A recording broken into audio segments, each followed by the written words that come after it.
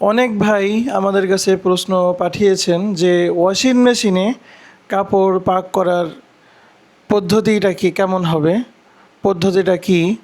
এবং বর্তমান সময়ে অটোমেটিক ওয়াশিং মেশিন এসেছে। অটোমেটিক ওয়াশিং মেশিন হলো পানির লাইনের সাথে তার সংযোগ থাকে এবং ময়লা পানি বের হওয়ার জন্য অটোমেটিক একটা পাইপ লাগানো থাকে। তো এই মেশিনে যদি কাপড় দেওয়া হয় তো 3বার ধৌত করা লাগবে কি না, বা একবার ওখানে তো টাইম সেট করা হয়। তো ওই টাইম সেট করার পর কাপড় পাক পবিত্র হওয়ার সাথে, ওই টাইম সেট করার পর কাপড় পরিষ্কার হওয়ার সাথে সাথে কাপড় পাক হবে কি না, এই বিষয়টা অনেকেই জিজ্ঞাসা করেছেন। তো আমরা এখানে বলছি অটোমেটিক যেই ওয়াশিং মেশিনগুলো আছে সেখানে টাইম সেট করার পর কাপড় পরিষ্কার হওয়ার সাথে সাথে কাপড় পাক হয়ে যাবে। অটোমেটিক ওয়াশিং মেশিনে 3বার ধৌত করা এটা জরুরি না, 3বার টাইম সেট করাও জরুরি না। অর্থাৎ যেহেতু পানি একদিক থেকে পড়তেছে এবং ময়লা পানি একদিক থেকে বের হচ্ছে, তো এটা মায়ে জারির হুকুমে, এটা কাপড় যখন ওই মেশিনে পরিষ্কার হয়ে যাবে সাথে সাথে সেটা পাকও হয়ে যাবে, এই ব্যাপারে সন্দেহ করার দরকার নাই।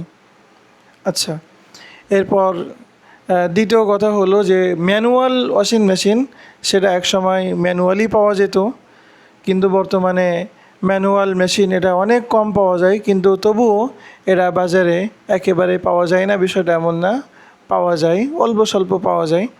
অর্থাৎ যেটাতে পানি বালতিতে দিতে হয় এবং আবার নিচের একটা সুইচ চেপে সেই পানি ফেলে দিতে হয়। অর্থাৎ অটোমেটিক পানি ওখানে আসেও না, অটোমেটিক পানি ওখান থেকে পড়েও না। তো এই ওয়াশিং মেশিন কিন্তু বালতির হুকুমে, অর্থাৎ বালতির মধ্যে যেভাবে একটা কাপড় পাক হবে, অর্থাৎ 3বার সেখানে পানি দিতে হবে এবং প্রতিবার ওইটা ভালোভাবে কাপড় নেড়ে চেড়ে সেটা প্রতিবার ভালোভাবে নিংড়াতে হবে এবং তৃতীয়বার আরও বেশি ভালোভাবে নিংড়াতে হবে, এইটা জরুরি বিষয় ছিল। এবং বালতিতে কাপড় কিভাবে পাক করা হবে এই বিষয়ে আমাদের স্বতন্ত্র একটা ভিডিও আছে, সেই ভিডিও আপনারা দেখে নেবেন, কমেন্ট বক্সে সেটা লিঙ্ক দেওয়া থাকবে ইনশাআল্লাহ।